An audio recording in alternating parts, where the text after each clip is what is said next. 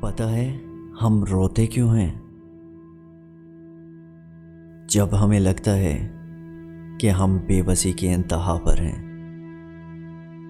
اس مقام پر پہنچ کر انسان خود کو بے حد کمزور محسوس کرتا ہے، اور ہر رونے والا بتا رہا ہوتا ہے کہ وہ کمزور ہے، اس کی مدد کی جائے۔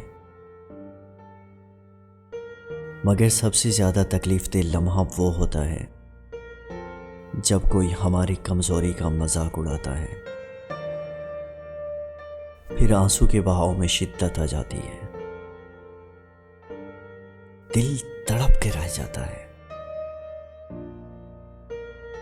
اور آخر میں ہم اپنے رب کو پکارتے ہیں، کیونکہ ہمیں معلوم ہوتا ہے وہاں ہمارا مذاق نہیں اڑایا جائے گا۔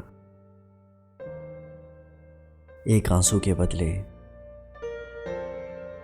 پوری دنیا اور ندامت پر پوری آخرت سنور جائے گی۔